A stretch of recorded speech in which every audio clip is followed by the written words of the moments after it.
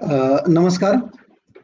Agricultural development trust संचलित भाजीपाला गुणवत्ता केंद्र, कृषी विज्ञान केंद्र बारामती व कृषिक ॲप आयोजित आज आपण जे काही चर्चासत्र किंवा जो परिसंवाद आयोजित केलेला आहे, त्याचा विषय आहे निर्यातक्षम भेंडी उत्पादन तंत्रज्ञान. सुरुवातीला एक माझी स्वतःची ओळख करून देतो. मी यशवंत जगदाळे, कृषी विज्ञान केंद्र बारामतीमध्ये विषय विशेषज्ञ उद्यानविद्या या पदावर गेल्या 9 वर्षापासून कार्यरत आहे. आणि आता आपण जो विषय निवडलेला आहे निर्यातक्षम भेंडी उत्पादन तंत्रज्ञान, आपण गेल्या 3 वर्षापासून जो भारतातलं पहिलं भाजीपाला गुणवत्ता केंद्र आहे त्या मार्फत आपण वेगवेगळा भाजीपाला आपण परदेशामध्ये निर्यात करतोय. त्यामध्ये भेंडी आहे 1 नंबरला, नंतर मिरच्या आहे, दुधी भोपळा आहे, शेवगा आहे. मग त्या प्रत्येक पिकामध्ये आपल्याला अनुभवानुसार आपण जे काही एक्सपिरियन्सनुसार जे काही नॉलेज शेतकऱ्यांना देणं गरजेचं आहे, त्यानुसार आपण आजचे चर्चासत्र आयोजित केलेलं आहे. आणि भेंडीचा विषय का निवडला, कारण आता सध्या भेंडीमध्ये जास्त शेतकऱ्यांना पैसे मिळतात, त्यानंतर मिरचीमध्ये मिळतात, नंतर दुधी भोपळा आणि शेवगा. त्यामुळे आपण सुरुवातीला भेंडीवर फोकस करणार आणि नंतर आपण एक एक पीक प्रत्येक चर्चासत्रानुसार आपण त्याची माहिती आपल्या पूर्ण महाराष्ट्रातील शेतकरी बांधवांपर्यंत पोहोचवण्याचा आम्ही प्रयत्न करणार आहोत. आणि सध्या आपण बघतो की आता कोविडची सिच्युएशन आहे, लॉकडाऊन होते, नंतर त्यामध्ये बऱ्याच काही अडचणी आहे. मग त्यामध्ये आपल्याला दुसरा एक विषय की आपल्याला विषमुक्त भाजीपाला एक उपलब्ध होणं गरजेचं आहे. आता आपण बघतो की कोरोना दररोज पेशंट वाढत चाललेले आहेत, ऍडमिट होतात, असे बरेच सिच्युएशन सिरियस होत चाललेले आहे. आणि लोकांना काय पाहिजे की बाबा विषमुक्त भाजीपाला पाहिजे की ज्यामध्ये न्यूट्रिएंट जास्त असतील आणि जो भाजीपाला खाल्ल्यामुळं स्वतःची इम्युनिटी पॉवर वाढेल. मग त्यासाठी आपल्याला जो आपण भाजीपाला तयार करतो तो विषमुक्त भाजीपाला असला पाहिजे. हे सगळा विषय कन्सिडर करून आपण आजचा हा विषय निवडलेला आहे. तर आता आपण प्रेझेंटेशनला सुरुवात करूया. प्रेझेंटेशन म्हणजे काय की आमचं जे अनुभवातून जी माहिती आपण केली, कारण काय होतं की कंटिन्युअस असं मी बडबड करत गेलो तर तुमच्या लक्षात येत नाही की बाबा मी सांगणार की भेंडीची ही जात आहे, भेंडीचं तुम्ही लागवड करताना ड्रिप न करा, नंतर तुम्ही गादी ओपी करा, भेंडीमध्ये ह्या किडी येतात, हे रोग येतात. पण नुसतं सांगत गेलं तर लक्षात येणार नाही. पण ज्यावेळेस आपण पिक्चर फॉर्म मध्ये बघतो त्यावेळेस आपल्याला ते लक्षात येतं की बाबा हे कीड आहे, अशी लागवड पद्धत केली पाहिजे, याला एवढी रोपं लागतात, नंतर आपल्याला एक दशपर्णी कसं काय तयार करायचं, अशा वेगवेगळ्या पद्धतीचे आपण इन्फॉर्मेशन येणाऱ्या 1 तासामध्ये घेणार आहोत. आणि नंतर आपण प्रश्न उत्तराचा सेशन करणार आहोत. तर आपण आता प्रेझेंटेशनला सुरुवात करूयात. तर सुरुवातीला कसं असतं की कोणताही भाजीपाला एक्सपोर्ट करायचा म्हणलं तर त्यामध्ये गुड ऍग्रिकल्चरल प्रॅक्टिसेस महत्वाचे असतात. सर्वांना स्क्रीन दिसते ना माझी? तर आता काय झालं की आपल्याला गुड ऍग्रिकल्चरल प्रॅक्टिस म्हणजे आता आपण बघतो की प्रत्येक देशामध्ये, प्रत्येक राज्यामध्ये, महाराष्ट्रामध्ये आपल्याला इंटरनॅशनल डिमांड, आपल्या महाराष्ट्रामध्ये जो काही भाजीपाला पिकतोय त्याची गरज वाढते. आणि हा ज्यावेळेस आपण एक्सपोर्ट करतो त्यावेळेस आपल्याला वेगवेगळे स्कीम महाराष्ट्र शासनाने आपल्यासाठी उपलब्ध करून दिलेले आहेत. मग त्या स्कीमचा फायदा घेणं आपल्याला गरजेचं आहे. पण स्कीमचा फायदा घेण्याच्या अगोदर आपल्याला पूर्णपणे नॉलेज किंवा ज्ञान असलं पाहिजे. आपल्याला भेंडी निर्यात करायची तर त्यामध्ये कोणकोणत्या गोष्टी महत्वाच्या आहेत. तर पहिले काय आहे, समजा भेंडीचे वेगवेगळे वाण मार्केटमध्ये व्हरायटी उपलब्ध आहेत, पण निवडताना आपल्याला जे काय आता भेंडीमध्ये काय असतं की भेंडीमध्ये व्हायरस रोग येतो. तर व्हायरस येऊ नये म्हणून आपल्याला त्या व्हायरस रेजिस्टन्स व्हरायटी आपल्याला निवड करणं गरजेचं आहे.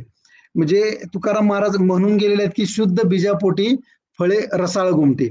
याचाच अर्थ काय, जर आपलं बीज जर आपण शुद्ध निवडलं तर आपल्याला जे काही पुढे उत्पादन मिळणार आहे ते उत्पादन चांगलं मिळणार आणि कमी उत्पादन खर्चामध्ये मिळणार आहे, उत्पन्न जे मिळणार आहे. त्यासाठी आपण बियाणं चांगलं की ज्या बियाणावर कोणत्याही प्रकारचे रोग येणार नाही, त्याला ते रेजिस्टन्स करेल असं आपण बियाणे निवडणं गरजेचं आहे. नंतर दुसरा महत्वाचा भाग आहे की आपण जे खत आणि पाणी व्यवस्थापन करतो. आता आपण बऱ्याच वेळा म्हणतो की आपण आता भेंडी गादी वापर करा, काही शेतकरी आता मल्चिंगवर करतात, त्यामध्ये ड्रिप इरिगेशन करतात. पण पाणी किती दिलं पाहिजे, वापसा कंडिशन काय असतं आणि हंगामानुसार उन्हाळ्यामध्ये किती पाणी, पावसाळ्यामध्ये किती पाणी, त्याचा सुद्धा आपला जर अभ्यास असेल तर आपण कमी पाण्यामध्ये सेंद्रिय खतं वापरून, जैविक खतं वापरून आणि रासायनिक खताचा संगम करून एकत्र करून जर आपण एकात्मिक खत व्यवस्थापन केलं तर आपल्याला उत्पादन चांगलं मिळतं. नंतर असतं ते एकात्मिक कीड आणि रोग व्यवस्थापन. आता महत्वाचा मुद्दा काय, ज्यावेळेस आपण कोणताही भाजीपाला आपल्याला एक्सपोर्ट करायचा, निर्यात करायचा आहे, तर त्यावेळेस आपल्याला निर्यात करताना जे पुढची पार्टी असते, जो आयातदार असतो परदेशामधला, नेदरलँड मधला, अमेरिकेमधला असेल किंवा दुबई मधला असेल तर तो आयातदार काय बघतो की तुमच्या भाजीपाल्यामध्ये जे काही तुम्ही औषधं वापरलीत कीड आणि रोग आमचा बंदोबस्त करण्यासाठी, तर त्या औषधाची मॅक्झिमम रेसिड्यू लेवल किती आहे हे कधी कळतं आपल्याला. आता गव्हर्नमेंटनं आपली आपेडाची जी वेबसाईट आहे, agriculture process export development authority, त्या वेबसाईटवर प्रत्येक कंट्रीचे, प्रत्येक भाजीपाल्याचे आणि प्रत्येक औषधाचे रेसिड्यू किती राहिले पाहिजेत ती पूर्ण माहिती त्या वेबसाईटवर आहे. समजा तुम्हाला भेंडी नेदरलँडमध्ये एक्सपोर्ट करायची, तर भेंडीमध्ये काय येतं, बॉरस किड येते, थ्रिप्स येतो. मग थ्रिप्सवर तुम्ही कॉन्फिडर औषध मारलं, तर कॉन्फिडरचं औषध मारल्यानंतर साधारण त्याचा वेटिंग पिरियड असतो 13 ते 14 दिवस. तर 13 ते 14 दिवस तुम्ही ती भेंडी काढायची असते, तर त्याच्या अगोदर भेंडी काढली तर त्यामध्ये तुमच्या त्या औषध सापडतो आणि तुमची ती कन्साइनमेंट कॅन्सल होते. मग ह्यासाठी तुम्हाला ह्याचा अभ्यास पाहिजे, म्हणजे प्री हार्वेस्ट इंटरव्हल आणि मॅक्झिमम रेसिड्यू लेवल किती पाहिजे. नंतर प्रत्येक पिकाचं मध्ये तुम्ही क्रॉप रोटेशन घेतलं पाहिजे. बऱ्याच वेळा काय होतं आमच्या अनुभवानुसार, भेंडीच्या प्लॉटवर तुम्ही भेंडी परत डबल घेतली, त्याचं उत्पादन थोडंसं कमी होतं. त्यामुळे क्रॉप रोटेशन घेऊन आपण कडधान्याचं असेल किंवा हिरवळीची खतांची पिकं असतील तर ती पिकं घेऊन नंतर भेंडी घेणं गरजेचं आहे. नंतर कल्चरल प्रॅक्टिस, आपण जी काय पिकामध्ये प्रॅक्टिसेस करतो, तर आता एक नवीन कन्सेप्ट आला की बाबा भेंडी लावल्यानंतर तुम्ही साईडनं मका लावू शकता, किंवा मका नसेल तर तुम्हाला एक इन्सेक्ट नेट मिळते मार्केटमध्ये, ते साधारणतः 4 फुटापर्यंत तुम्ही इन्सेक्ट नेट वर लावले तर बाहेरून जे काही रेस्ट किडे आहेत ते 4 फुटाच्या वरून शक्यतो आत येत नाही, तुमच्या त्या पिकाचं किडीपासून संरक्षण होतं. नंतर तुम्ही उत्पादन घेताना जैविक खताचा आणि जैविक औषधांचा वापर करणं गरजेचं आहे. कारण बऱ्याच वेळा काय होतं की आमच्या अनुभवानुसार तुम्ही जास्त जर केमिकल रासायनिक औषधं मारत गेला तर त्या किडीमध्ये त्याचा एक प्रकारची प्रतिकारशक्ती तयार होते आणि त्या औषधाने ती कीड मरत नाही, आणि त्या औषधाचा त्या झाडावर सुद्धा ट्रेस तयार होतो, जो आपण म्हणतो की जैविक अजैविक ताण. तो त्या प्रकारचा ताण त्या झाडावर तयार झाल्यामुळे कधी कधी तुम्हाला त्या झाडावरील फुलगळ सुद्धा तुम्हाला ते अनुभवायला मिळते की बाबा तो ट्रेस आल्यामुळे किंवा तुमची भेंडी सरळ होत नाही, थोडीशी वाकडी होते. ते 2 कारण आहेत की बाबा जैविक अजैविक ताणामुळे किंवा थ्रिप्सनं जर भेंडी लहान असताना तिथे डॅमेज केलं तर त्या ठिकाणी तुमची भेंडी वाकडी होती. ह्यासाठी तुम्हाला जैविक खत आणि जैविक औषधावर जास्त भर दिला पाहिजे. जे आपण म्हणतो की बाबा ऑर्गॅनिक फार्मिंग करायचे, सेंद्रिय शेती करायची, पण त्यासाठी आपल्याला सेंद्रिय कर्ब जमिनीतला आपल्याला जास्त पाहिजे. म्हणजे सेंद्रिय कर्ब तुमचा कधी वाढतो, ज्यावेळेस तुम्ही शेणखत, जैविक खत, जैविक औषधं जास्त प्रमाणात वापर करणार, त्यावेळेस तुमचा ऑर्गॅनिक कार्बन वाढतो, आणि ऑर्गॅनिक कार्बनच्या लेवलवरच तुम्हाला ते ऑर्गॅनिक फार्मिंगचं सर्टिफिकेशन ठरलेलं असतं. जनरली आपल्याला ऑर्गॅनिकचं सर्टिफिकेशन घ्यायचं असेल तर कमीत कमी तुम्हाला 3 वर्ष लागतात. मग पहिल्या वर्षी तुम्हाला फेज 1, नंतर फेज 2 आणि तिसऱ्या वर्षी तुम्हाला फायनल ऑर्गॅनिक सर्टिफिकेशन मिळतं. मग ह्या सुद्धा पद्धत टप्पे वेगळे आहेत, ते आपण सर्टिफिकेशनच्या पुढच्या लेक्चरमध्ये डिटेलमध्ये घेऊया, कारण सर्टिफिकेशन मध्ये गेले तर आपला हा मेन टॉपिक बाजूला राहील. नंतर असतं ते तुम्हाला वातावरणाचा थोडासा अभ्यास असणं गरजेचं आहे. बऱ्याच वेळा काय होतं की परदेशातील शेती आणि आपल्या त्या शेतीमध्ये थोडासा फरक का मानला जातो, कारण परदेशातील लोक असतात ते वातावरणाच्या अभ्यासानुसार पिकाला खतं, पाणी आणि औषध देतात. आपल्याकडे बरीच लोक वातावरण बघत नाहीत, ठरलेलं असतं ते औषध द्यायचे, पाणी द्यायचं, आणि त्यामुळं त्या पिकाला बाबा ते समजा टेम्परेचर 40च्या वर असेल तर त्या पिकाला अन्नद्रव्य दिलेले शोषून घेता येत नाहीत. मग तुम्ही किती खतं द्या, तुम्ही म्हणणार बाबा मी 4 बॅगा टाकला एकरी पण त्याचं वाढच होत नाही. पण त्याचं कारण काय की त्या पिकाची जी प्लांट फिजिओलॉजी म्हणतो आपण, शारीरिक क्रिया, त्याचा सुद्धा अभ्यास करणं गरजेचं आहे. मग अशा पद्धतीने हे जर जी काही गुड ऍग्रिकल्चर प्रॅक्टिसेस आहेत की बाबा पीक उत्पादनाच्या चांगल्या पद्धती, हे मुद्दे जर तुम्ही विचारात घेऊन तुम्ही जर लागवड केली तर तुम्हाला त्यामध्ये अडचण येत नाही. नंतर आता जनरली कसं असतं की भेंडी हे पीक आपल्याला पावसाळ्यामध्ये आणि उन्हाळ्यामध्ये लागवड करायची अशी शिफारस आहे.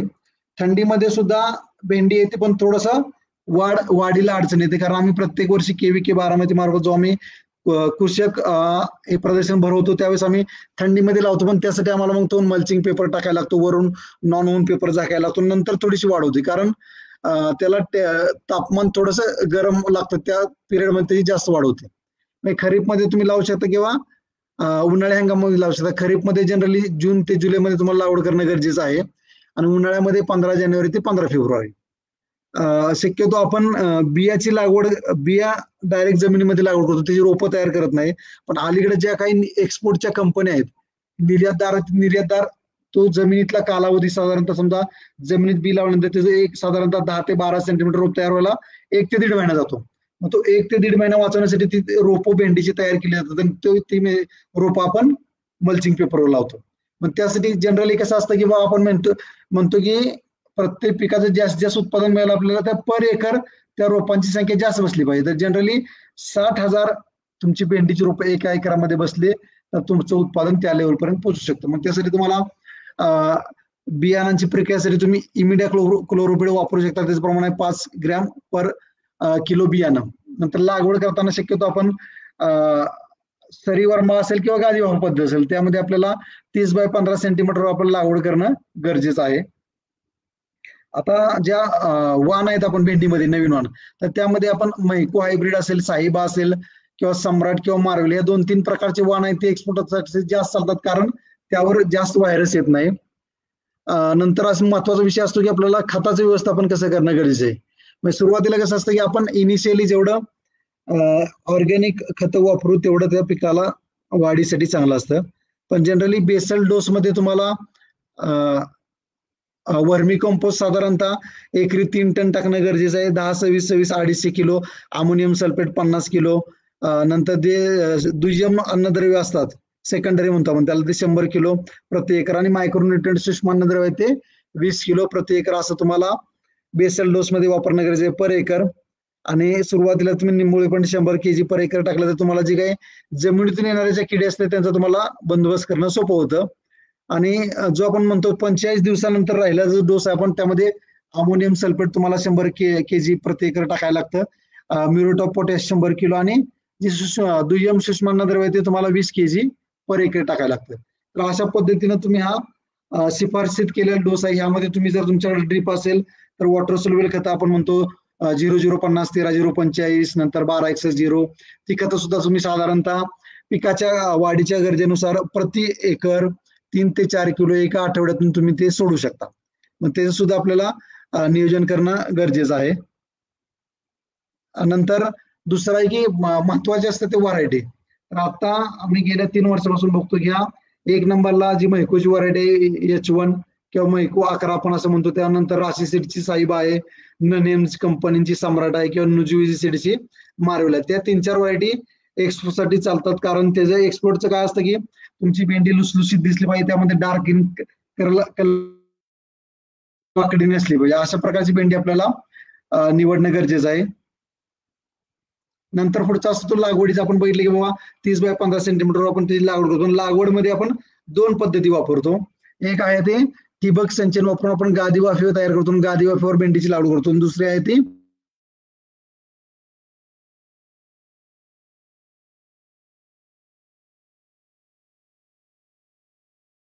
एका ओळीमध्ये तुम्ही 4 ते 5 लाईनी बसून तुमच्या भेंडीचं उत्पादन घेऊ शकता. तर अशा पद्धतीनं आणि सरीवर्मामध्ये सुद्धा तुम्ही फक्त तुम्हाला खताचं मॅनेजमेंट करणं किंवा पाणी देणं तुम्हाला सरीवर्मा पद्धतीमध्ये अवघड जातं. ड्रिप वर केलं तर तुम्हाला एकदम मॅनेजमेंट करणं सोपं होतं. तुमच्या कमी जे इनपुट म्हणतो, जी खतं असतील, औषधं असतील, पाणी असेल तर त्यामध्ये तुम्हाला उत्पादन जास्त मिळू शकतं. नंतर आता मी म्हणलं की लागवड केल्यानंतर आपलं जे खत व्यवस्थापन असतं, आपण रासायनिक खताचा सुद्धा वापर करणार आणि त्याबरोबर आपण जैविक खतांचा सुद्धा वापर करणार. तर जैविक खतामध्ये काय आहे तर त्यामध्ये आपण अझाटोबॅक्टर वापरू शकतो. इथं तुम्हाला जे स्क्रीनवर दिसते त्यामध्ये पूर्णपणे डिटेल माहिती दिसते. समजा अझाटोबॅक्टर घेतला आपण तर त्याचा नत्रासाठी जे युरिया आपण वापरतो त्याच्याऐवजी तुम्ही नायट्रोजन फिक्सिंग बॅक्टेरिया वापरू शकता. त्याचं प्रमाण असतं, जर तुम्हाला बियाणासाठी प्रक्रिया करायची असेल तर ते 250 ग्राम 10 किलो बियाणाला तुम्ही वापरू शकता. आणि ड्रीप मधून सोडायचे असेल तर ड्रीप मधून तुम्ही 2 लिटर प्रति एकर सोडू शकता किंवा फील्ड ऍप्लिकेशन. म्हणजे बऱ्याच ठिकाणी तुमच्याकडे ड्रीप इरिगेशन नसतं, तुम्हाला डायरेक्ट त्या फ्लड इरिगेशन पद्धतीने तुम्हाला अझाटोबॅक्टर द्यायचं असेल त्यासाठी आपण 4 किलो प्रति एकरनं तुम्ही अझाटोबॅक्टर सोडू शकता. नंतर आहे ते फॉस्फेट सोल्बिलायझिंग बॅक्टेरिया, त्याला म्हणतो आपण PSB. त्याचं सुद्धा सेमच प्रमाण आहे. बियाणा प्रक्रियासाठी 250 ग्राम प्रति 10 किलो साठी ड्रीप मधून द्यायचं असेल 2 लिटर प्रति एकर. आणि जर तुमच्याकडे ड्रीप नसेल तर पावडर फॉर्म तुम्ही 4 kg प्रति एकर प्रमाणे टाकू शकता. आता हे जनरली काही नंतर खाली पोटॅश मोबिलायझिंग बॅक्टेरिया. तुमचं पोटॅश ज्यावेळेस तुमचं फुलांचं फळात रूपांतर होत असतं तुमच्या भेंडीचं, त्यावेळेस तुम्हाला पोटॅश मोबिलायझिंग बॅक्टेरिया देणं गरजेचं आहे. मग त्यावेळेस सीड ट्रीटमेंटचे काय ना, डायरेक्ट तुम्ही ड्रीप मधून 2 लिटर प्रति एकर साधारणतः 21 दिवसाची किंवा 25 दिवसाच्या अंतराने तुम्ही सोडलं तर त्याचे सुद्धा रिझल्ट चांगले येतात. नंतर फेरस सल्फरचे बॅक्टेरिया आहेत. बऱ्याच वेळा होतं की भेंडीमध्ये तुमची भेंडीची पानं पिवळी पडतात, पण आपल्याला त्यावेळेस लक्षात येत नाही बाबा पानं पिवळी ह्या खताच्या कमतरतेमुळे पडलेत का बाबा व्हायरस आला. तर त्यावेळेस आपण KVK बारामतीमध्ये सुद्धा पानं चेक करण्याची सुविधा, तुम्ही पानं चेक करून त्यावरून ठरवू शकता की बाबा त्यामध्ये व्हायरस आलेला आहे का, त्यामध्ये खताची डिफिशियन्सी आहे. त्यानुसार तुम्ही हे फेरस सल्फरच्यासाठी डिफिशियन्सीसाठी तुम्ही हे ड्रिप मधून ऍप्लिकेशन करू शकता. थोडक्यात सांगण्याचा उद्देश काय की ज्यावेळेस तुम्ही जैविक खताचा वापर जास्त करता त्यावेळेस तुमची आमच्या अनुभवानुसार साधारणतः 25 ते 30% कमीत कमी, जास्तीत जास्त 50% पर्यंत रासायनिक खताची बचत होते. पण ते तुम्ही हळूहळू वापर करणं गरजेचं आहे. आता गैरसमज काय झाला की बाबा सेंद्रिय शेती करायची, ऑर्गॅनिक फार्मिंग करायचं, जैविक खतं वापरले की आपल्याला उत्पादन कमी मिळतं. पण ते कशावर जमीन तुमच्या ते डिपेंड आहे की तुमचं जमीन काय कशी आहे, त्याचं ऑर्गॅनिक कार्बन किती आहे, त्याचं पीएच किती आहे, त्याचं सामूहिक म्हणतो आपण त्याची विद्युत वाहकता किती आहे, सर्वांचा विचार केल्यानंतर त्यासाठी काय करणं गरजेचं आहे की सुरुवातीला तुम्ही भेंडीची लागवड करण्यापूर्वी तुमच्या त्या मातीचं परीक्षण करून घेतलं पाहिजे. आणि मातीच्या परीक्षणानुसार तुमच्या जमिनीमध्ये काय आणि कोणत्या खतामधून टाकलं पाहिजे आणि आपलं उत्पादन खर्च कशा प्रकारे कमी केला पाहिजे, ही सर्व माहिती आपल्याला KVK बारामती मार्फत तुम्हाला उपलब्ध होऊ शकते. फक्त तुम्ही आमच्यापर्यंत पोहोचणं गरजेचं आहे. आता हे जे आपण ऑनलाईन सेशन घेतोय त्याचा उद्देश हाच आहे की बाबा शेतकरी बांधवांना घरी बसल्या बसल्या जे काही नवीन तंत्रज्ञान आहे ते नवीन तंत्रज्ञान विनामूल्य तुम्हाला मिळतंय आणि त्याचा तुम्ही वापर करून तुमचा जे काही पीक आहे, येणाऱ्या ही जी आपली सिरीज आहे ऑनलाईन कृषक मध्ये ऍपवर आपण जे काही चर्चासत्र घेतो, प्रत्येक विषय घेऊ शकतो. तुम्ही त्यामध्ये फीडबॅक सुद्धा देऊ शकता की बाबा आम्हाला हा विषय गरजेचा आहे, आम्हाला ह्या विषयावर मार्गदर्शन झालं पाहिजे, तर त्या विषयावर सुद्धा आम्ही आमच्या तज्ञांच्या मार्फत तुम्हाला मार्गदर्शन करू शकतो. नंतर आहे जैविक खतांचं झाल्यानंतर जैविक औषधं.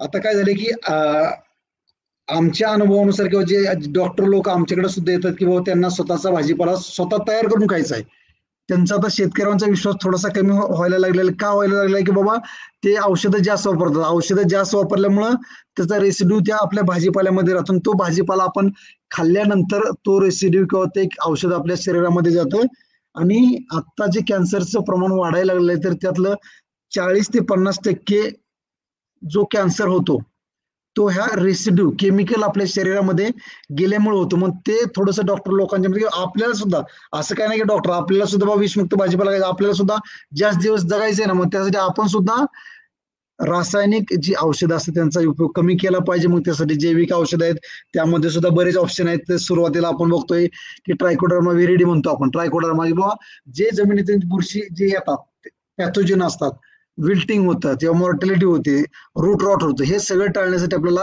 ट्रायकोडर्मा ही बुरशी वापरणं गरजेचं आहे. त्यामध्ये 2 प्रकार आहेत, ट्रायकोडर्मा विरिडी आणि ट्रायकोडर्मा हार्जानियम. त्याचं प्रमाण तुम्ही बियाणा ट्रीटमेंट देण्यासाठी सुद्धा वापरू शकता किंवा ड्रिप इरिगेशन मध्ये 2 लिटर प्रति एकरनं तुम्ही त्यामध्ये सोडू शकता किंवा फील्ड ऍप्लिकेशन असेल तर 4 kg प्रति एकरनं तुम्ही ते वापरू शकता. नंतर दुसरं जे जैविक औषध आहे त्याला म्हणतो आपण पॅसिलोमायसिस. जो जमिनीमध्ये सूत्रकृमी असतो त्याला म्हणतो आपण निमॅटोड. आता जे लोक संरक्षित शेती करतात, आता आपला विषय भेंडी, भेंडीमध्ये पण निमॅटोड होतो, पण काय लगेच पहिल्या दुसऱ्या वर्षी येत नाही तो. त्याच जमिनीमध्ये परत परत जर तुम्ही भेंडी लावली तर निमॅटोड होतो. निमॅटोड मध्ये त्याला म्हणतो आपण सूत्रकृमी. तो आलेला कसा ओळखायचा, ज्यावेळेस आपण भेंडी लावतो आपली भेंडीची वाढ होत नाही, भेंडी पिवळी पडते, त्यावेळेस एखादं झाड आपण जर उपटून बघितलं तर तुम्हाला त्या मुळावर गाठी तयार झालेल्या असतात, म्हणजे ते जखम झालेली असते गाठ.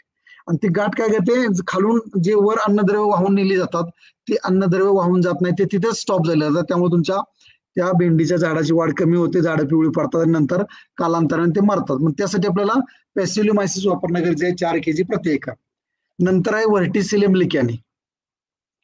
म्हणजे आता भेंडीमध्ये मी सांगितलं की बऱ्याच वेळा तुम्हाला व्हायरस येतो, व्हायरसमुळे तुमचे भेंडीचे प्लॉट खराब होतात. मग तो व्हायरस कशामुळे येतो, तर ज्या तुमच्या पिकामध्ये रस शोषक किडी येतात, त्या थ्रिप्स असेल, मेजरली थ्रिप्समुळे तुमचा व्हायरस जास्त स्प्रेड होतो. मग थ्रिप्सच्या कंट्रोलसाठी तुम्हाला हे व्हर्टिसिलियम लिक्यानीचा वापर करायचा. त्याचा डोस आहे 5 ग्रॅम प्रति लिटर. नंतर आहे बिवेरिया बॅसियाना, म्हणजे ज्या काय आळीवर्गीय किडी असतात, आळीवर्गीय किडीसाठी तुम्हाला बिवेरिया बॅसियाना वापरू शकता. त्याचं प्रमाण आहे 5 ग्रॅम प्रति लिटर. हे झालं आपलं जैविक औषधाबद्दल. नंतर तुम्हाला एखाद्या वेळेस काय होतं किंवा जैविक औषधांना तुमची कीड कंट्रोलच होत नाही, त्यावेळेस तुम्हाला मग केमिकल औषधं वापरायला लागतात. मग केमिकल औषधामध्ये तुम्ही ऍफिड्स, म्हणजे कुठले औषध, मेजर किडी कुठले आहेत भेंडीमध्ये, तर आपण म्हणतो की ऍफिड्स, मावा, जॅसिड्स, तुडतुडे, थ्रिप्स, फुलकिडे, रेड माइट्स, लाल कोळी आणि रोगामध्ये पावडरी मिल्ड्यू. म्हणजे ह्या ज्या काही रस शोषक किडे आहेत ते काय करतात, आता ज्या शेतकरी बांधवांच्याकडे भेंडी आहे त्यांच्या ते लक्ष देते बाबा ऍफिड म्हणजे मावा आला की ते पूर्णपणे तुमची पानं सुद्धा आणि भेंडीवर सगळं ते काळी वाढ होते किंवा थ्रिप्स आला तर तुमची पानं आतल्या बाजूला आकसतात आणि जर माइट्स असेल तर तुमची पानं बाहेरच्या बाजूला आकसतात. तर ह्या तुम्हाला हे सुद्धा माहित असणं गरजेचं आहे कोणती कीड आल्यानंतर त्यामध्ये काय बदल होतो त्यानुसार तुम्ही ते औषध मारून तुमचा उत्पादन खर्च कमी करू शकता. तर ह्या मुख्य किडे आहेत. नंतर शेंडा आणि फळ प्रकरणाळे आले त्याला म्हणतो आपण हेलिकोवर्पा अर्मिजरा, ही जास्त आपल्या त्या भेंडीला नुकसान करते. तर आता आपण बघतो हे पहिल्यांदा बघतो ही पांढरी माशी असते त्यामध्ये. नंतर दुसरा असतो तो मावाला भाव तुम्हाला दिसतं की ते काळी कीड असते ती फुलावर येते नंतर पानावर येते आपलं पूर्णपणे रस शोषून घेतला जातो त्या पानामधून त्या फुलामधून किंवा त्या फळामधून. त्यामुळे तुमची फळं वाकडे होतात, पानं आकाशली जातात आणि झाडाच्या पोषणावर परिणाम होतो. मग त्यासाठी तुम्ही जैविक जर औषध वापरायचे असेल यासाठी तुम्ही व्हर्टिसिलम लिक्याने वापरू शकता किंवा दशपर्णी अर्क वापरू शकता. दशपर्णी अर्क कसा बनवायचा आपण पुढच्या येणाऱ्या स्लाइड मध्ये बघणार आहोत. दशपर्णी अर्क नसेल तर तुमच्याकडे केमिकल रासायनिक औषध वापरायचे असेल तर त्यामध्ये तुम्ही डायमिथोएट, इमिडाक्लोप्रोपिड, कार्बोसल्फान, ट्रायझोफॉस किंवा बिफ्रोफोझिन, तर ही वेगवेगळी औषध तुम्ही इथे प्रमाण मी दिलेलं आहे. तर त्या प्रमाणामध्ये तुम्ही औषधं वापरू शकता. नंतर दुसरं आहे थ्रिप्स. आता थ्रिप्स मध्ये काय होतं की ते थ्रिप्स डायरेक्ट आपल्या ते पानावर येतो, पानातील रस शोषून घेतो. त्यामुळे तुमच्या त्या प्रकाश संश्लेषण क्रिया असते ती तुमची स्टॉप होते आणि त्यामुळे तुमच्या झाडाच्या वाढीवर, फळांच्या वाढीवर परिणाम होतो. मग त्यासाठी आता बघितलं की आपण की जैविक औषध वापरायचे तेव्हा तुम्ही व्हर्टिसिलम लिक्याने वापरू शकता आणि जर रासायनिक औषध वापरायचं असेल तर त्यासाठी तुम्ही इमिडाक्लोप्रोपिड किंवा कार्बोफ्युरॉन वापरू शकता. आणि अजून एक जैविक मध्ये तुम्ही एक निळे चिकट सापळे असतात, तर एकरी साधारणतः 8 ते 10 निळे चिकट सापळे तुम्ही त्या भेंडीच्या प्लॉटमध्ये जाऊ शकता. म्हणजे तुम्हाला काय होतं की थ्रिप्स असतात ते निळ्या कलरकडे आकर्षित होतात, त्यामुळे ते त्या ट्रॅपला जाऊन चिकटतात आणि तुम्हाला ते त्यांचा बंदोबस्त पण तुम्ही करू शकता आणि तुम्हाला ते इंडिकेटर म्हणून सुद्धा वापरता. तुम्ही दररोज जाऊन बघू शकता की बाबा त्या चिकट सापळ्याला कुठली कीड चिकटली का नाही, त्यानुसार तुम्ही पुढचं मॅनेजमेंट प्रॅक्टिसेस करू शकता. नंतर आहे ते शेंडा आणि फळ पकडणारे, त्याला आपण म्हणतो शूट अँड फ्रूट बोरर. तर ही आळी काय करते की तुमचा शेंडा सुद्धा डॅमेज करते, तुमची फळ डॅमेज करते आणि तुमच्या झाडाची शेंडा तुम्हाला खाली पडलेले दिसतात. मग त्यासाठी तुम्ही ट्रॅप सुद्धा, फनेल ट्रॅप म्हणतो आपण, त्यामध्ये एक मादीचा सुगंध असलेला लोअर असते. ते लोअर आपण तुम्हाला इथे प्लास्टिक दिसते तुम्हाला एक फनेल, जिथे माझं घर असते ते लोअर असते, तर आतमध्ये लोअर लावली जाते आणि ज्यावेळेस काय होतं त्या लोअरकडे नर आकर्षित होतो आणि तिथं आकर्षित झाल्यानंतर खाली प्लास्टिक मध्ये पडतो आणि एकदा त्या प्लास्टिक मध्ये खाली पडला की त्याला वर उडून जाता येत नाही. तर हे सुद्धा तुम्ही फेरोमॉन ट्रॅप्स लावू शकता. साधारणतः एका एकराला 5 ट्रॅप तुम्ही लावले तर तुम्ही शेंडा आणि फळ पकडणाऱ्या आळीचा बंदोबस्त करू शकता. आणि दुसरा जर जैविक उपाय म्हटला तर तुम्ही जे आपण म्हणतो निंबोळी तेल किंवा निमेझॉल, अझॅरडेक्टिन, त्याची सुद्धा 10,000 ppm असतं, त्याचं 1.5 ml प्रति लिटरनं फवारणी करू शकता. निमेझॉल आहे ते आपल्या KVK बारामतीमध्ये सुद्धा उपलब्ध आहे. जर तुम्हाला रासायनिक औषध वापरायचं असेल त्यासाठी तुम्ही स्पिनोसॅड वापरू शकता 85 SL, त्याचा डोस आहे 0.5 ml प्रति लिटर पाणी. आता बऱ्याच वेळा काय होतं की आपण औषध वापरणं सुद्धा आपण काळजी घेणं गरजेचं आहे. त्याचं कॉन्सन्ट्रेशन किंवा आपण हँड ग्लोव्स घातले पाहिजे, मास्क घातला पाहिजे, म्हणजे जो काही त्याचा साईड इफेक्ट आपल्यावर होत नाही. आणि डोस सुद्धा मोजूनच 0.5 ml दिल्यानंतर तेवढाच घेतला पाहिजे. तो डोस जर तुम्ही 10 ml 15 ml घेतला तर तुम्हाला त्याचं स्कॉर्चिंग किंवा साईड इफेक्ट तुमच्या त्या प्रॉपर दिसतात. आता जनरली ही जी औषधं तुम्हाला स्क्रीनवर दिसतात तर ते तुमचं जी इकॉनॉमिक थ्रेशोल्ड लेवल म्हणतो आपण, समजा एखादं थ्रिप्स आलेला असेल तर थ्रिप्सची लेवल जेव्हा तुमची उदाहरणार्थ 100 झाड असेल त्यातल्या 50 झाडावर आलं असेल त्यावेळेस आपल्याला ती ETL लेवल त्याची पुढे गेली अशी समजतो की त्याच्यामुळे आपल्या पिकाचं नुकसान होणार आहे. त्यावेळेस तुम्ही ही रासायनिक औषध वापरू शकता. त्यामध्ये पेगासस म्हणतो त्याचं प्रमाण आहे 0.75 ग्रॅम प्रति लिटर पाणी, किंवा निमेझॉल आता आपण बघितलं 10,000 ppm तुम्ही 1 ते 1.5 ml प्रति लिटर वापरू शकता, किंवा एक्स्ट्रा आहे ते तुम्ही 0.3 ग्रॅम प्रति लिटर पाण्यामध्ये तुम्ही ते वापरू शकता. नंतर जे शेंडा आणि फळ पोखरणारे जे आळे आहे त्यासाठी तुम्ही सायपरमेथ्रिन वापरू शकता 1 ml प्रति लिटर, किंवा डेसिस म्हणतो त्याचं प्रमाण आहे 0.75 ml प्रति लिटर, किंवा स्पिनटॉर्म. हे 2-3 औषधं तुम्ही जर साधारणतः 10-10 दिवसाच्या अंतराने वापरली किंवा 8-8 दिवसानंतर तुम्हाला त्या शेंडा आणि फळ पोखरणाऱ्याचा आळीचा बंदोबस्त करणं सोपं जातं. नंतर जी मी आता म्हणलं की एकात्मक कीड व्यवस्थापन मी आता बघितली, तुम्ही निळे चिकट सापळे लावू शकता, फेरोमोन ट्रॅप लावू शकता, पिवळे चिकट सापळे तुमच्या भेंडीच्या पिकामध्ये लावू शकता प्लॉटमध्ये. आता मी सांगितलं की जे चिकट सापळे असतात त्याकडे फक्त थ्रिप्स अट्रॅक्ट होतो आणि जे पिवळे चिकट सापळे असतात त्याकडे पांढरी माशी अट्रॅक्ट होते. अशा प्रकारे तुम्ही ते वापरू शकता. नंतर आपण बघतो की बा इन्ग्रेडियंट, आता मी सांगितले तुम्ही जैविक औषधं जास्त वापरा. मग जैविक औषधामध्ये आपण काय बघितलं की अझाटोबॅक्टर बघितलं आपण. जैविक औषधामध्ये व्हर्टिसिलम लिक्याने, ट्रायकोडर्मा, पेसिलोमायसिस, ब्युएरिना, निम्याझॉल, निंबोळी तेल. त्याचबरोबर आपल्याला दशपर्णी अर्क सुद्धा आपण त्यामध्ये वापरू शकतो. फक्त दशपर्णी अर्क ज्यावेळेस आपण वापरतो तर ज्या जुन्या पद्धतीमध्ये आपले शेतकरी बांधव काय करतो की 10 वनस्पती आपण घेत होतो, त्या बॅलरमध्ये साधारणतः महिनाभर भिजत ठेवत होतो, नंतर ते हलवून त्यातला अर्क काढतो आणि 10च्या 10 वनस्पती एकत्र करून त्याची फवारणी करत होतो. पण आता आमच्या अनुभवानुसार काय आलं की प्रत्येक ज्या आपण 10 वनस्पती घेतो, सीताफळ असेल, निरगुडी, पपई, निलगिरी, रुई, घाणेरी, करंज, लिंब, धोतर आणि जास्वंद, प्रत्येकामध्ये वेगवेगळ्या गुणधर्म आहेत. सीताफळ असेल तर ते कीटकनाशक म्हणूनच काम करणार, बुरशीनाशक म्हणून काम करणार नाही.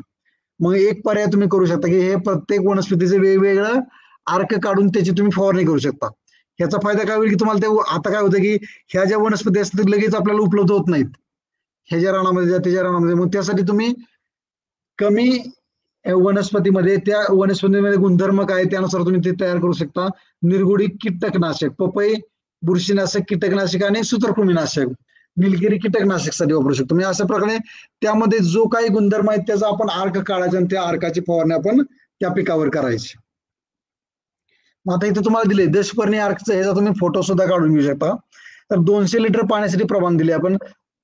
तुम्हाला 10 अर्क करायचं. 200 लिटर पाण्यामध्ये तुम्ही गोमूत्र 20 लिटर घ्यायचं, गाईचं शेण जे फ्रेश म्हणतो आपण ते 2 किलो घ्यायचं, त्यामध्ये हळद पावडर 200 ग्रॅम टाकायची, आल्याची पेस्ट 500 ग्रॅम टाकायची, हिंग पावडर 10 ग्रॅम टाकायची, तंबाखूची पावडर 1 किलो, नंतर जी हिरवी मिरची असते त्याची पेस्ट 1 किलो आणि आल्याची पेस्ट अर्धा किलो. हे सगळं मिश्रण पहिल्या दिवशी काय करायचं, पहिल्या दिवशी फक्त 5च घ्यायचे घटक, म्हणजे आलं पेस्ट, हळद पेस्ट, शेणखत, गोमूत्र आणि पाणी हे मिक्स करायचं पहिल्या दिवशी, हलवायचं सकाळच्या. नंतर दुसऱ्या दिवशी तुम्ही हिंग पावडर घ्यायची, टोबॅको पावडर, हिंग म्हणजे तुम्हाला लक्षात येतं मार्केटमध्ये मिळतं हिंग असं म्हटलं तर, तंबाखूची पावडर, नंतर हिरवी मिरची आणि आल्याची पेस्ट दुसऱ्या दिवशी ठेवायची. आणि त्यामध्ये नंतर तिसऱ्या दिवशी एरंडाची पानं असतील, निंबाची पानं असतील, करंजाची पानं, सीताफळाची पानं, धोत्र्याची पानं हे सगळं मिक्स करायची. तुम्ही साधारणतः 25 ते 30 दिवस एकत्र दररोज सकाळी हलवायचं आपण घड्याळाच्या काट्याप्रमाणे, परत ते झाकून ठेवायचं. 30 दिवसानंतर त्याचा अर्क काढायचा आणि त्या अर्काची फवारणी आपल्या पिकावर करायची. अशा पद्धतीने तुम्ही दशपर्णी अर्क करू शकता. ह्यामध्ये सगळ्या पानांचे एकत्र मिक्स करून अर्क करू शकता किंवा प्रत्येक पिकानुसार तुम्ही वेगवेगळ्या पानानुसार अर्क वेगळा करू शकता.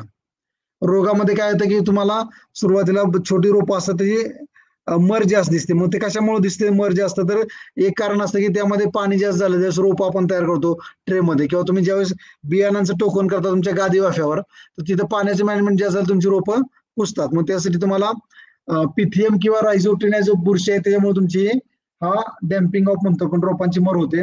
मग त्यासाठी मग तुम्ही त्यासाठी आळवणी करू शकता कॉपर ऑफ दी क्लोराईडची 0.25% किंवा पाण्याचं व्यवस्थापन व्यवस्थित करू शकता. किंवा तुम्हाला ज्यावेळेस बी लागवड करायची तर बियाणांची ट्रीटमेंट तुम्ही कॅप्टननं किंवा थायरमनं 4 ग्रॅम प्रति किलो बियाणं करू शकता डॅम्पिंग ऑफसाठी. नंतर जी बुरी म्हणतो आपण पावडरी मिळलो, जर वातावरणामध्ये बदल झाला, ह्युमिडिटी वाढली, टेम्परेचर फ्लक्च्युएशन कमी झालं तर त्यामध्ये बुरी येते. तर बुरीच्या नियंत्रणासाठी काय होतं, बुरी आल्यामुळे पूर्णपणे पाण्यावर पांढरे होतात, मग तिथं प्रकाश संश्लेषण क्रिया थांबते आणि त्यामुळे तुमचं पिकाची वाढ थांबते. मग त्यासाठी तुम्ही सल्फरची फवारणी घेऊ शकता, डेनोकॅपची फवारणी घेऊ शकता किंवा थायोसल्फ पावडर किंवा आता आपल्या मार्केटमध्ये लिक्विड सल्फर सुद्धा तुम्हाला मिळतं, ते सुद्धा फवारणी त्या पावडर मिलीसाठी घेऊ शकता.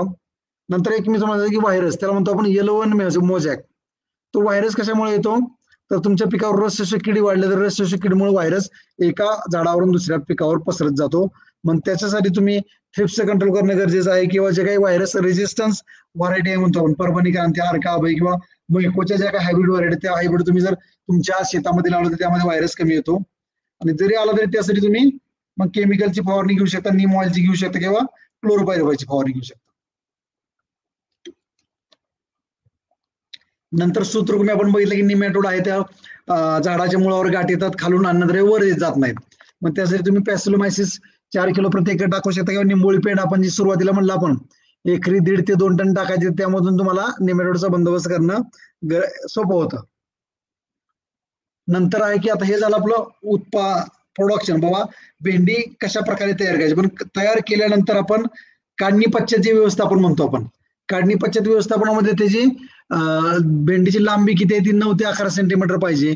तिचा कलर डार्क ग्रीन असला पाहिजे. शेप सरळ भेंडी असली पाहिजे, म्हणजे शेंडा असला पाहिजे, वाकडी नसली पाहिजे. आणि त्याच्यावर कोणत्याही प्रकारचा कीड नसला पाहिजे, रोग नसला पाहिजे. नंतर एक जर काढल्यानंतर खरं एकमेकावर घासली नसली पाहिजे मिरची भेंडी, तर तशा प्रकारची भेंडी तुम्ही सिलेक्ट करू शकता. भेंडी सिलेक्ट केल्यानंतर तुम्हाला पॅकेजिंग करणं गरजेचं आहे. पॅकेजिंग मध्ये पुढच्या आयातदाराला जसं कसं पॅकिंग पाहिजे, म्हणजे ह्याची प्रोसेस कशी असते. तुम्हाला जर एखादं पीक जर निर्यात करायचंय, समजा तुम्हाला भेंडी निर्यात करायची, तर सुरुवातीला तुम्हाला लायसन्स काढायला लागतं भेंडीचं, म्हणजे एक्सपोर्टचं लायसन्स. त्याला म्हणतो आपण IEC code, import export code. Import export code काढायचं तर अगोदर तुम्हाला पुण्यामध्ये जायला लागायचं, पण आता सगळी सिस्टीम ऑनलाईन झालेली आहे. तुम्ही स्वतःच्या नावानं एक्सपोर्टचं लायसन्स काढू शकता, किंवा पार्टनरशिप मध्ये काढू शकता, किंवा कंपनीचं काढू शकता. मग स्वतःच्या नावानं लायसन्स काढायचं असेल तर ते प्रोसेस सोपी आहे. मग त्यासाठी काय लागतं, डॉक्युमेंट तुमच्या ग्रामपंचायतची NOC 7/12 तुमचा असेल तर 7/12, तुम्ही जिथं ज्या ऑफिसमधून किंवा घरातून एक्सपोर्ट करणार आहे त्याचा तो पत्ता, हे सगळं घेऊन तुमचं करंट, एक बँकेमध्ये एक करंट अकाउंट लागतं. हे सगळं घेऊन तुम्ही DGFT ची वेबसाईट आहे, डायरेक्टेड जनरल फॉरेन ट्रेड, म्हणजे तुम्ही गुगलवर DGFT असं टाकलं की ती वेबसाईट ओपन होते. त्यावर एक आयकॉन आहे IEC कोड. मग त्यावर क्लिक केलं की सगळी ऑनलाईन माहिती भरायची, आणि त्याची फी आहे 550 रुपये. ते सुद्धा तुम्ही ऑनलाईन पेड केली की अर्ध्या तासामध्ये प्रोसेस होते, आणि अर्ध्या तासामध्ये तुम्हाला एक्सपोर्टचं लायसन्स मिळतं. बऱ्याच शेतकरी बांधवांचा गैरसमज काय होतो की बाबा आम्हाला एक्सपोर्टचं लायसन्स काढायचं म्हणजे त्याला 50,000, 60,000, 1,00,000 रुपये खर्च असेल, तर तेवढा खर्च नाही. खर्च फक्त येतो 550 रुपये मध्ये तुम्ही एक्सपोर्टचं लायसन्स काढू शकता. आणि दुसरा टप्पा असतो अपेडाचं मेंबरशिप घ्यायची. त्याला काय म्हणतो आपण, अपेडा म्हणजे agriculture process export development authority, APEDA.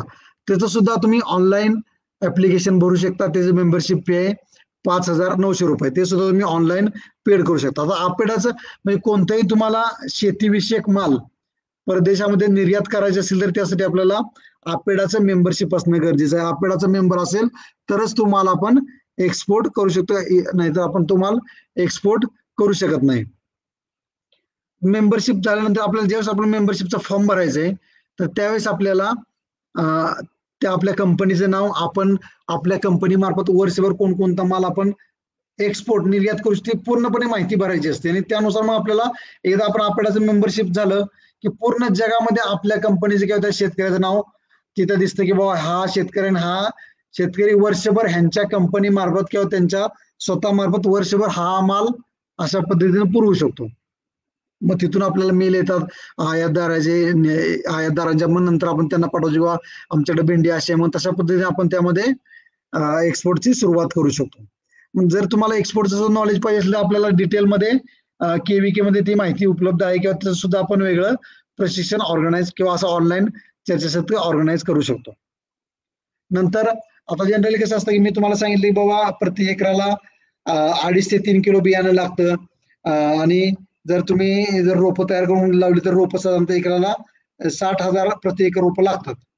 तेवढं जर आपण मॅनेज व्यवस्थित केलं तर आपल्याला कुठंतरी आपण 8 ते 9 टन किंवा मॅक्झिमम 10 टन प्रति एकरी उत्पादन काढू शकतो. पण ते तुमचं व्यवस्थापन कसं आहे, तुमचं जमीन कशी आहे, तुम्ही ड्रिपवर लावलेलं आहे, गादी वापरावर त्याचं खताचं, किडीचं, त्या पिकावर ट्रेस किती, ताण किती आलाय, त्यानुसार ते उत्पादन अवलंबून असतं. पण एक साधारणतः 7 ते 8 टन प्रति एकर आपल्याला भेंडीचं उत्पादन मिळतं. त्यातलं एक्सपोर्ट क्वालिटीचे उत्पादन असतं ते 5 ते 5.5 टन मिळतं आपल्याला. आणि जे सेकंड ग्रेड म्हणतो आपण, सेकंड ग्रेड म्हणजे दुय्यम दर्जाचं, आपण त्याला म्हणतो आपण बदला. दुय्यम दर्जा कशामुळे होतं की आपलं खत व्यवस्थापन असेल, किंवा किडीनं थ्रिप्सनं डॅमेज केलं असेल, किंवा खताचं पाणी कमी पडलं असेल एका कोपऱ्यामध्ये, त्यामुळे आपलं ते पिकाचं कॅटेगरी आपली दुय्यम दर्जामध्ये जाते. तर असं 5.5 टन एक्सपोर्ट क्वालिटीचं आणि 2 ते 2.5 टन सेकंड ग्रेडचं उत्पादन होतं. एक्सपोर्ट जर आपण कॉन्ट्रॅक्ट फार्मिंग केलं तर कॉन्ट्रॅक्ट फार्मिंग वाले फक्त तुमचं A ग्रेडचं उत्पादन घेतात, आणि B ग्रेड जे म्हणतो आपण सेकंड ग्रेड, त्याचं आपल्याला लोकल मार्केटमध्ये विक्री करावी लागते. मग अशा पद्धतीने आपल्याला ग्रेडिंग करून 8 ते 10 सेंटीमीटर लांब जी लुसलुशीत भेंडी आहे, सरळ भेंडी आहे, डार्क ग्रीन भेंडी आहे, कोणत्याही प्रकारच्या किडीचा रोगाचा प्रादुर्भाव झाला अशी आपण भेंडी घेतो, आणि त्याचं पॅकेजिंग करतो 2.5 किलो मध्ये, किंवा 3.5 किलो मध्ये किंवा 5 किलो मध्ये असं आपण त्या भेंडीचं पॅकिंग करून नंतर आपण त्याचं एक्सपोर्ट करतो. पण ती जी काढणी पश्चात व्यवस्थापन आहे तो एक पुढच्या स्लाइड मध्ये टप्पा येतो त्यामध्ये. आणि त्यासाठी तुम्हाला सर्टिफिकेशन लागतात.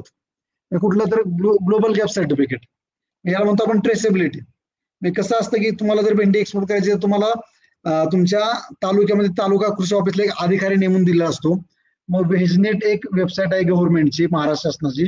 तर व्हेजनेटवर तुम्हाला त्या तुमच्या भेंडीच्या प्लॉटचं रजिस्ट्रेशन करायला लागतं. रजिस्ट्रेशन झाल्यानंतर तिथं पूर्ण तुमच्या त्या प्लॉटचं रेकॉर्ड मेंटेन ठेवायला लागतं. बाबा ही व्हरायटी लावली, ही अंतरावर लावली, एवढी रोपं लावली, ह्यामध्ये ही खतं वापरली, ही औषधं वापरली, आणि त्यानुसार मग ते रेकॉर्ड तयार होतं. नंतर आपल्याला ते सर्टिफिकेट इश्यू झाल्यानंतर ते सर्टिफिकेट आपल्या एक्सपोर्टरला दाखवायला लागतं. नंतर आपला तो माल एक्सपोर्ट होतो. नंतर एक्सपोर्ट करताना आपल्याला तो माल भेंडी काढून आणल्यानंतर आपल्याला ते पॅक हाऊस मध्ये ठेवायला लागतं. मग तो पॅक हाऊस सुद्धा अपेडाचं ऍक्रिडिशन असलेलं पॅक हाऊस पाहिजे. ऍक्रिडिशन नसेल तर तिथून आपण भेंडी एक्सपोर्ट करू शकत नाही. मग त्याला ऑप्शन काय, तर आपण भाड्याने जे पॅक हाऊस ऍक्रिडिशन झालं ते भाड्याने घ्यायचं आणि तिथं आपली भेंडी पॅक करायची. नंतर आहे ॲग्मार्क सर्टिफिकेशन आणि फायटोसॅनिटरी सर्टिफिकेट. ॲग्मार्क सर्टिफिकेशन तुमच्या क्वालिटीसाठी असतं आणि फायटोसॅनिटरी सर्टिफिकेट तुमच्या त्या भेंडीमध्ये रेसिड्यू आहे का नाही ते चेक करण्यासाठी केलं जातं. मग फायटोसॅनिटरी सर्टिफिकेट कधी काढतात, समजा तुमची भेंडी आता हार्वेस्ट केली आज, तर तुम्हाला आज त्या भेंडीतलं एक साधारणतः अर्धा किलो सॅम्पल पुण्यामध्ये 2-3 लॅब आहे, साधारणतः हिंजवडीमध्ये TUV लॅब आहे. तर त्या लॅबला तुम्हाला ते सॅम्पल पाठवावं लागतं. मग तिथं तुम्हाला युरोपमध्ये पाठवायची का, दुबईमध्ये पाठवायची आहे का, UK मध्ये पाठवायची, मग ते त्यांना सांगितल्यानंतर त्यांचे ते साधारणतः एक 200 ते 216 एलिमेंट्स केमिकल असतात. कॉन्फिडर औषध, क्लोरोफारिफॉस, सायपरमेथ्रिन, तर 216 औषध त्यामध्ये आहे का नाही ते चेक करतात आणि ते सर्टिफिकेट आपल्याला पाठवून देतात. मग ते सर्टिफिकेट आपल्याला त्या ऑथॉरिटीला दाखवल्यानंतर आपला माल एक्सपोर्ट होतो. मग ह्या पद्धतीने आपल्याला एक्सपोर्टचा टप्पे वेगवेगळे आहेत ते समजून घेणे गरजेचं आहे. आणि असं काय नाही की बाबा आपण शेतकरी बांधव निर्यात करू शकत नाही. म्हणजे आमच्या अनुभवानुसार किंवा मी गेल्या 8-10 वर्षामध्ये बघतो की जे एक्सपोर्टर लोक आहेत, समजा आपण उदाहरण घेतलं 10 एक्सपोर्टर, एक उदाहरणाचं खातर घेतलं तर 10 एक्सपोर्टर मधल्या फक्त बोटावर मोजणारे 2 ते 3 एक्सपोर्टर लोकांनाच फक्त माहित असतं की त्या भेंडीचं उत्पादन कसं घ्यायचं.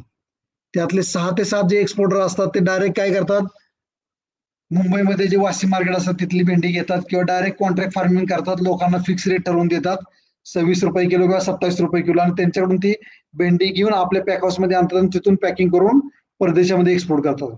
शेतकरी बांधवांना हे माहित नसतं की बाबा 27 रुपये आपल्याला मिळाल्यानंतर त्या एक्सपोर्टरला त्याचा दर किती मिळणार आहे. तर साधारणतः एक 2 ते 3 पट किंवा मॅक्झिमम 4 पट दर जास्त मिळतो. पण तो मार्केटनुसार त्याला सुद्धा थोडीशी रिस्क असते, कारण ते कन्साइनमेंट बुकिंग करणं, त्यामध्ये रेसिड्यू सापडणं, ते बुकिंग करणं, नंतर फ्लाईटमध्ये बुकिंग असणं, हे सगळं भाजीपाला नाशवंत असल्यामुळे आपल्याला विमानालाच पाठवायला लागतो. मग ते थोडीशी रिस्क असते. पण गव्हर्नमेंट सुद्धा जो काही निर्यातदार आहे त्यांना सबसिडी देतं. सबसिडी का देतं, कारण तो निर्यातदार बाहेरच्या देशातून चलन आपल्या देशामध्ये आणतो, म्हणजे आपली इकॉनॉमीवर त्याचा फरक पडतो, इकॉनॉमी चांगली होती आपल्या.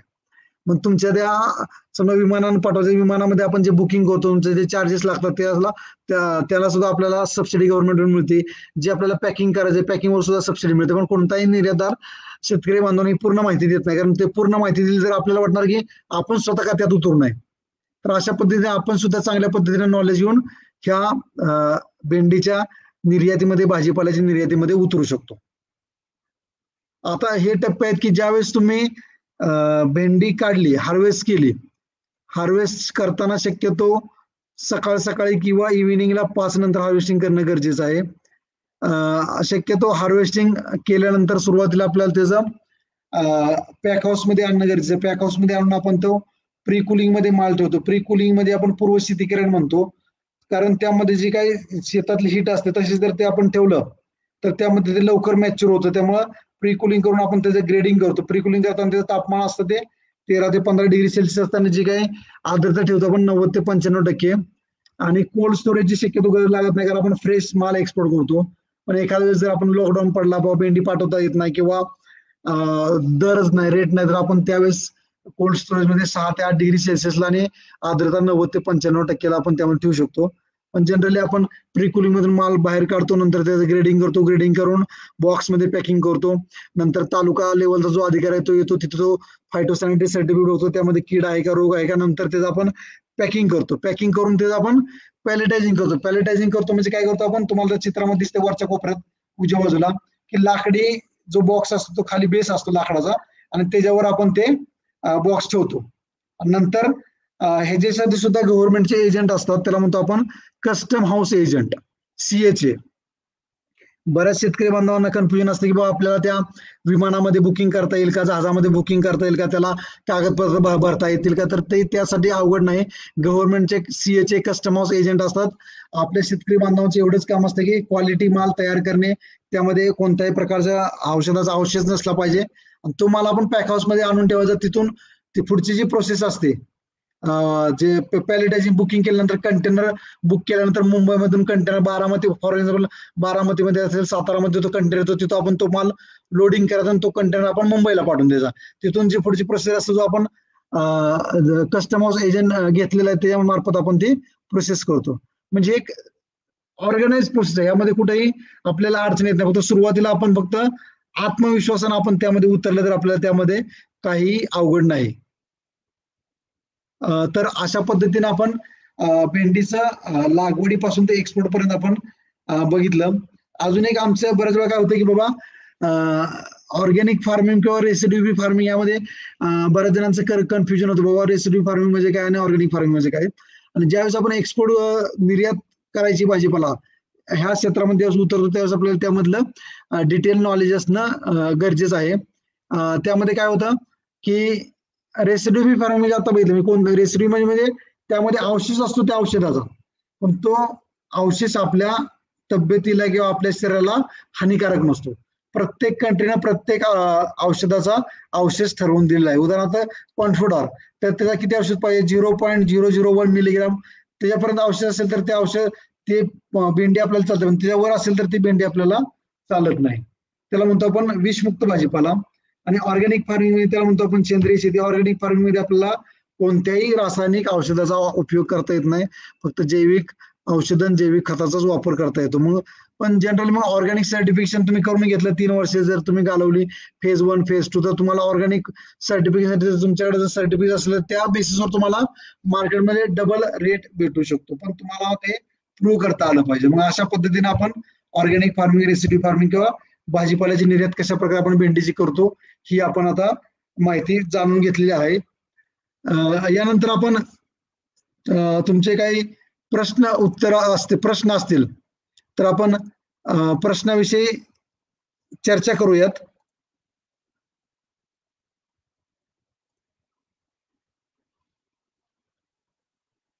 आता जो आपण आता सेशन घेतलाय तो भेंडीसाठी सेशन घेतलेला आहे.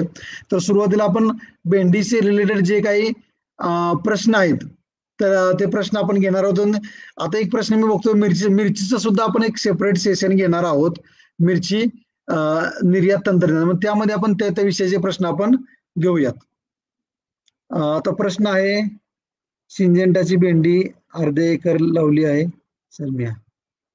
आता जनरली कसं असतं, आता सिंजेंटाची तुम्ही भेंडी लावू द्या, अंकित कोंडे आहेत, तर असं काही नाही की बाबा मी म्हणलं की बाबा मैकोची असेल किंवा साहिबा असेल, एक्सपोर्टला तुम्ही कोणतीही व्हरायटी लावा, फक्त त्याचं एकच टार्गेट असलं पाहिजे की ते व्हायरस टॉलरंट, व्हायरस त्यावर कमी आला पाहिजे किंवा व्हायरस आलाच नाही पाहिजे. भेंडी लुसलुशीत असली पाहिजे, त्या भेंडीचा कलर तुमचा हिरवा असला पाहिजे. आणि भेंडीमध्ये काय अडचण असते की तुम्हाला तोडणी सुरुवात झाली की तुम्हाला अल्टरनेट दिवसाआड तोडणी करायला लागते. तुम्ही जर दिवसाआड तोडणी केली नाही तर लगेच तुमची भेंडी पुढे जाते. म्हणजे निर्यातदाराने तुम्हाला जो क्रायटेरिया ठरवून दिलाय 8 ते 9 किंवा 10 सेंटीमीटर, तर त्याच्या पुढे ती भेंडी गेली तुमची 2 नंबरला जाते. मग ती भेंडी तुम्हाला एक्सपोर्टला 2 नंबर मध्ये गेली तुमचा तेवढा लॉस होतो. त्यामुळे काढणी वेळेमध्ये होणं गरजेचं आहे, त्यासाठी लेबर जास्त लागतात. अजून एक संतोष पवार यांचा प्रश्न आहे, भेंडीसाठी जैविक खते व औषधं कोणती आहेत.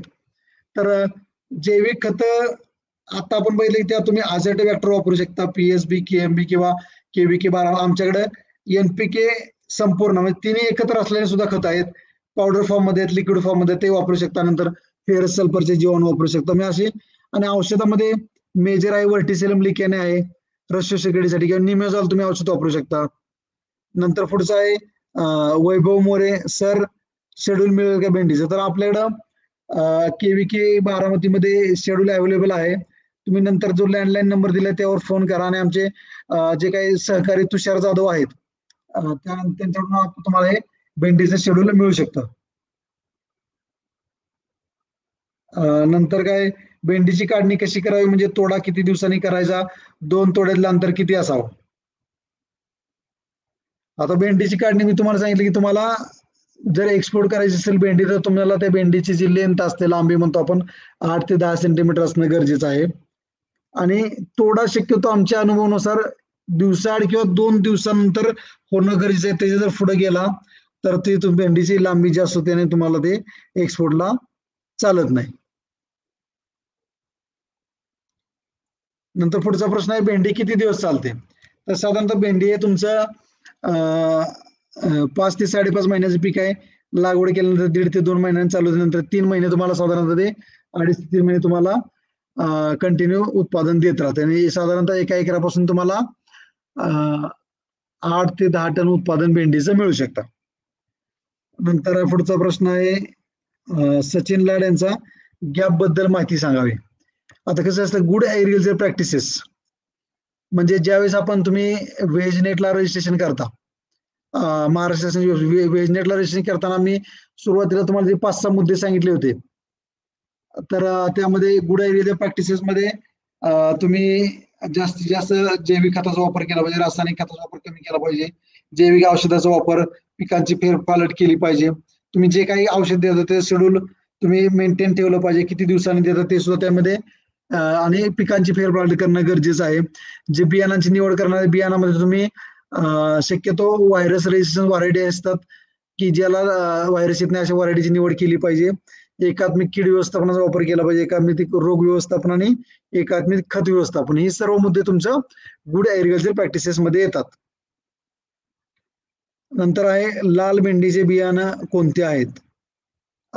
तर लाल भेंडीमध्ये आता मी गेल्या वर्षी जे IIVR Indian institute of vegetable research Varanasi त्यांची काशी लालिमा म्हणून व्हरायटी आहे. तुम्ही IIVR च्या वेबसाईटवर जाऊ शकता आणि साधारणतः एक जास्त दर ना त्यांचा, एक साधारणतः 300 ते 400 रुपये किलो आहे माझ्यामध्ये, पण ते IIVR च्या वेबसाईटवर तुम्हाला पूर्णपणे काशी लालिमा व्हरायटीची माहिती मिळेल. पण तुम्हाला त्याची मार्केटची माहिती घेऊन तुम्हाला त्याची लागवड करणं गरजेचं आहे. भेंडी किती वर्षातून एकाच जमिनीमध्ये परत घेता येते? आमच्या मते शक्यतो 2 वेळाच घेता येते, नंतर तुम्हाला पिकांची फेरपालट करायला लागते. तिसऱ्यांदा घ्यायचं म्हणजे तुम्हाला उत्पादन कमी येतं. नंतर पुढचा प्रश्न आहे वरुण गुरव, या संबंधीचं प्रशिक्षण आहे का KVK मध्ये? तर आपण ह्या गेल्या वर्षभर जो लॉकडाऊन होता गेल्या 23 मार्च पासून, तर त्या पिरियड मध्ये आपण 2 ते 3 प्रशिक्षण यावर घेतलेले आहेत आणि येणाऱ्या काळामध्ये सुद्धा आपण हे ऑफलाईन सुद्धा आम्ही प्रशिक्षण घेतो, पण कोविडमुळे आपल्याला घेता येत नाही, म्हणून ऑनलाईन आम्ही भाजीपाला निर्यात 3 दिवसाचं आम्ही प्रशिक्षण घेणार आहोत. त्याची जाहिरात आम्ही कृषक ऍपवर सुद्धा देतो. त्यावेळेस तुम्ही ते जाहिरात बघून तुम्ही ऍप्लिकेशन केलं किंवा आमच्याशी संपर्क साधला तर तुम्हाला ह्या संबंधीची पूर्ण माहिती या प्रशिक्षणामध्ये मिळू शकते. नंतर पुढचं आहे तेजस वाबळेचे ड्रीप वरचे शेड्यूल मिळेल का सर? तर तुम्ही आता सांगितले जे ऑफिसचा नंबर आहे त्यावरून आमचे सहकारी तुषार जाधव आहे, त्यांच्याकडे आम्ही एक थोडस भेंडी निर्यात करायची असेल तर त्यामध्ये कोणती औषधं वापरायची, कोणती कीटकनाशकं वापरायची, कोणती खतं वापरायची, तर त्याचं शेड्यूल आम्ही तुम्हाला ते उपलब्ध होईल. किंवा या ठिकाणी चॅट बॉक्स मध्ये मी तेजस्वी मॅडमला एक रिक्वेस्ट करतो की तुषार जाधवाचा नंबर सुद्धा तुम्ही इथं शेअर करा, म्हणजे बऱ्याच लोकांना ते जे काही प्रश्न आहेत शेड्यूल्सच्या संदर्भात तर ते शेड्यूल ते त्यांना व्हॉट्सअपवर ते फॉरवर्ड करतील. नंतर पुढचं आहे की भेंडीचं फळ कशामुळं पिवळे पडतं? तर ह्यामध्ये काय आहे की पिवळं पडण्यामध्ये कारण जनरली तुमचं खत व्यवस्थापन असेल किंवा रस शोषक किडीचा प्रादुर्भाव असेल किंवा त्या पिकामध्ये जर ट्रेस ताण म्हणतो आपण, जैविक किंवा अजैविक ताण असेल तर त्याच्यामुळं, आणि महत्वाचं ते खत व्यवस्थापन, एखादं फेरस मॅग्नेशियमची कमतरता पडली किंवा पिवळं पडतं, मग तुमचा सीझन कोणता आहे ते सुद्धा बघ गरजेचं आहे. शक्यतो पावसाळ्यामध्ये पिवळं पडणार नाही, उन्हाळ्यामध्ये जर जास्त ऊन असेल तर त्या उन्हाळ्यामुळे सुद्धा तुमचं ते फळ पिवळं पडू शकतं. नंतर प्रश्न आहे ज्ञानेश्वर पाटील हगारे यांचा, जैविक औषध यादी मिळेल का सर? तर यादी आपल्याकडे तुमचं आता गाव कुठलं मी डायरेक्ट तुम्हाला सांगता येणार नाही, पण कृषी विज्ञान केंद्र बारामतीमध्ये आम्ही एक लिफलेट तयार केलेलं आहे. त्या लिफलेटमध्ये जैविक औषधाचं नाव, त्याचं प्रमाण, कोणत्या पिकासाठी वापरायचं, त्याचा दर किती, हे पूर्ण प्रकारची यादी तयार आहे. आत्ताच्या माझ्या प्रेझेंटेशन मध्ये मी तुम्हाला 4-5 प्रोडक्ट दिले आहेत. ते मेजर जैविक औषध तुम्ही भेंडीमध्ये वापरू शकता. नंतर तेजस वावळे यांचा प्रश्न आहे, आले पिकावरील कीड आणि रोग नियंत्रणाबाबत एखादा लेख टाका. हा, तर आम्ही जनरली असं म्हणजे आता पिकानुसार आहे.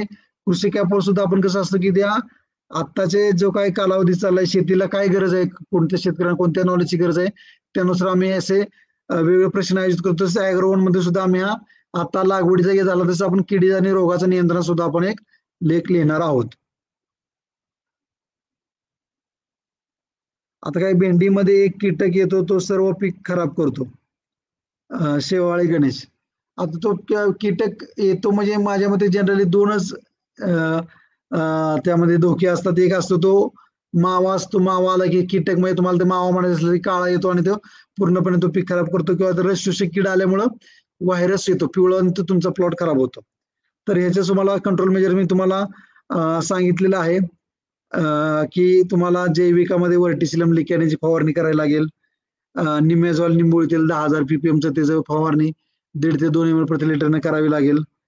किंवा तुम्ही आमच्याशी संपर्क साधा, नक्की कीटक काय आहे त्याचा फोटो टाका, त्यानंतर आपल्याला लक्षात येईल काय करता येईल.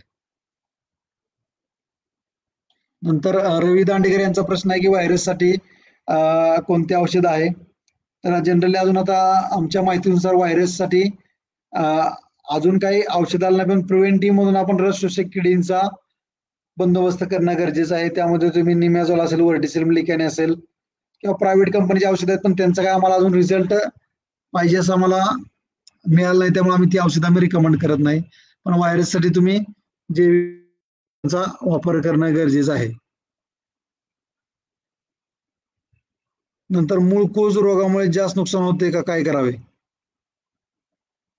आता मूळकूज जी येते, ते मूळकूज कशामुळे येते, तर सुरुवातीला तुम्ही ज्यावेळेस बियाणं किंवा रोपं लावतात त्यावेळेस त्या ठिकाणी पाण्याचं व्यवस्थापन व्यवस्थित झालं नाही, किंवा रोपं आपण बाहेरच्या नर्सरीत आणलंय.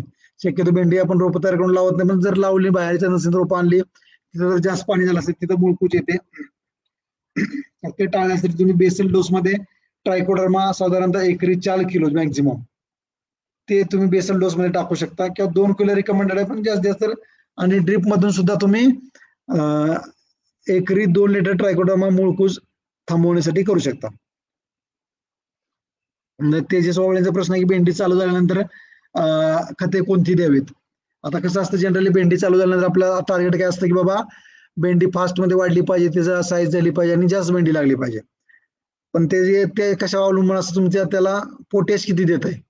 म्हणजे 0,050 जेवढं 0,050 जास्त, म्हणजे जेवढं पण जास्त नाही, त्या झाडाची ठरलेली बुक असते. म्हणजे 1 एकर जर आपण क्षेत्र घेतलं तर मॅक्झिमम 5 किलो 0,050 त्याला चालू शकतं. तुम्ही जर असं ठरवलं की बाबा आपल्या भेंडीची उत्पादन वाढवायचे 5च्या ऐवजी 10 किलो 12 किलो, तर त्याचा उपयोग होत नाही. तुमच्या जमिनीचा EC विद्युत वाहकता वाढते आणि त्याची ग्रोथ थांबते. त्यामुळे ठरलेल्या प्रमाणानुसार तुम्ही 0,050 पोटॅश देऊ शकता. आणि बऱ्याच शेतकऱ्यांचा गैरसमज असतो की बाबा युरिया आपण नंतर द्यायचा नाही. युरिया दिले काय होतं की झाडाची फक्त फांद्या वाढतात किंवा पानं वाढतात, पण जनरली पोटॅश शोषून घेण्यासाठी झाडाला थोडासा युरियाची नत्राची गरज असते.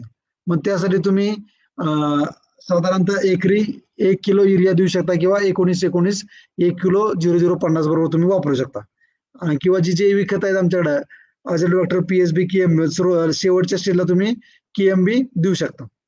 तर अशा पद्धतीने तुम्ही भेंडीचं निर्यातक्षम उत्पादन घेऊ शकता. अजून काही कोणाचे प्रश्न असतील तर तुम्ही विचारू शकता. आणि भेंडी असं एक पीक आहे की परदेशामध्ये त्याचे बरेच उपयोग केले जातात. ते ड्राय भेंडी सुद्धा ते भाजीपाल्यामध्ये वापरतात, किंवा फ्रोझन करून वापरतात. पण जास्त करून ड्राय भेंडी किंवा फ्रेश भेंडी वापरली जाते. मग तशा पद्धतीने आपण त्यामध्ये, आणि इथून पुढे निर्यातीला सुद्धा जास्त स्कोप आहे. फक्त कोविडमुळे थोडीशी अडचण येते, कारण कधी कधी फ्लाईट जे असतात, विमान असतात, ते बंद होतात. मग त्यावेळेस आपण त्या मालाचं काय करायचं, तर तशा पद्धतीने थोडीशी माहिती घेऊन जर आपण त्यामध्ये उतरलं तर एक्सपोर्टला सुद्धा काही अडचण येत नाही. तर माझ्या मते आता बराच सगळ्यांचे सर्व प्रश्न संपलेले आहेत. अजून काही प्रश्न असतील तर नंतर आता या ठिकाणी माझं नाव पण दिलं आहे आणि त्या ठिकाणी आमचा ऑफिसचा नंबर दिलेला आहे. आमचे जे सहकारी आहेत तुषार जाधव यांचा सुद्धा आपल्याला नंबर दिलेला आहे. तर तुम्हाला जी काही भेंडी निर्याती संदर्भात माहिती नंतर सुद्धा तुमचे काही प्रश्न असतील तर त्यावर तुम्ही विचारू शकता आणि त्यानुसार आम्ही तुम्हाला मार्गदर्शन करू शकतो.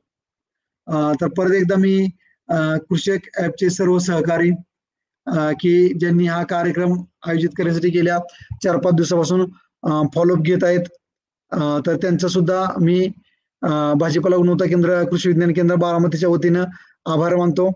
अजून एक प्रश्न आलाय की बाबा गांडूळ खत किती वापरावे बेडवर व टाकण्यासाठी. तर मी सुरुवातीला बाबा बेसल डोस साठी तुम्ही साधारणतः 2 ते 3 टन एकरी गांडूळ खत टाकणं गरजेचं आहे. जरी जास्त गांडूळ खत टाकलं तर त्या जमिनीचा ईसी वाढू शकतो, त्यामुळे त्या प्रमाणामध्ये तुम्ही गांडूळ खत टाकू शकता. तर या ठिकाणी उपस्थित सर्व शेतकरी बांधवांचे सुद्धा मी आभार मानतो की त्यांनी 1 तास वेळ देऊन प्रश्न सुद्धा विचारले आणि जी काही नवीन माहिती उपलब्ध आहे त्याचा सुद्धा त्यांनी लाभ घेतला. त्यांचे सुद्धा हार्दिक धन्यवाद. आणि कृषक ऍप टीमचे सुद्धा या ठिकाणी मी धन्यवाद देतो आणि आपला हा सेशन या ठिकाणी संपला असं मी जाहीर करतो. धन्यवाद.